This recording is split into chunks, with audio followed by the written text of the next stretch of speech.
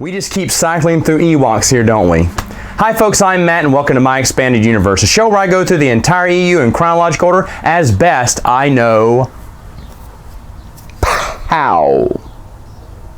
Stupid.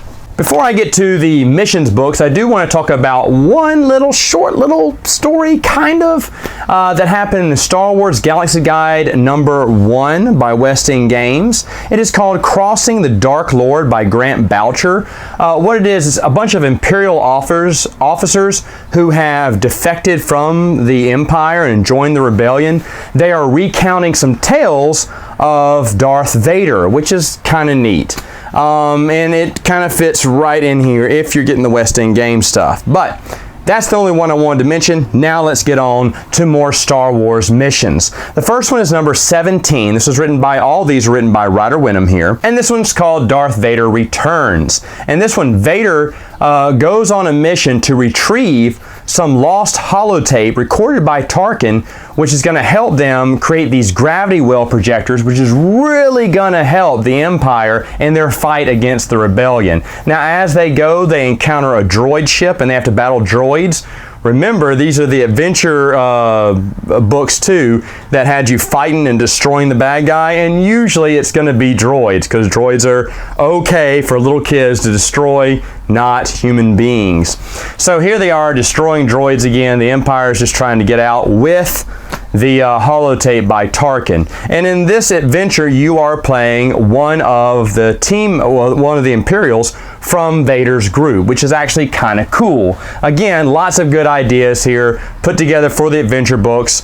Now, number 18 is called Rouge Squadron to the Rescue. Rouge Squadron is on a mission at Quinn Station, and you basically play one of the members of Rouge Squadron, helping them to achieve their goal. Now, of course, the whole story revolves around the Empire developing these gravity well projectors and how the rebellion found out about it, and they don't want the Empire to have that technology. So they're trying to stop them. Now, this is kind of Rogue Squadron Light. You have Tycho, Wes, and Wedge in this one. And anytime you have Wedge Antilles, Tycho, and Wes, you're like, yeah! Now, this is kind of before all the Rogue Squadron books, so it's just Rogue Squadron's kind of little, not developed. I'm pretty sure the Rogue Squadron books had come out at this time, but right now this is don't think you're missing some awesome Rogue Squadron story here. Remember, this is a children's version, and even that is adapted for a game. Now, being a member of Rogue Squadron, another fantastic idea, right? You're not just with the rebellion now, you're in Rogue Squadron.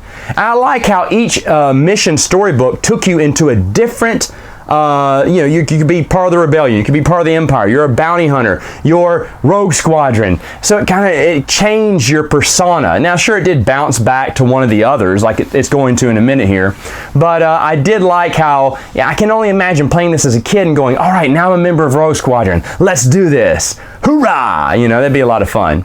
Anyway, so the next book is number 19. It's called Bounty on Bonadan. And basically, Luke and Leia interfere with an Imperial shipment, I think, or a delivery. And Frap Radicon, what a great name, right? Frap Radicon. I don't know where they came up with that. But he gets captured. Now, Vader is livid that, the Imperials have let this guy get captured and thrown in a holding cell, and so he can't trust these morons to do anything. So he hires a bounty hunter. In the story, he just hires a bounty hunter to go out and free Radicon. And of course, he has to go through all these traps, fighting monsters on the planet, to, of course, security droids to free Radicon. So that's what the story is about. And again, you play a bounty hunter that was hired by Darth Vader to achieve that mission. Now, finally is the 20th novel and the final novel for the Star Wars missions here. Oh, so sad to see it gone. This one's called Total Destruction. Now, basically, this one is the finale of the whole gravity well projector thing, where the rebellion's trying to foil the scheme seems, by the Empire.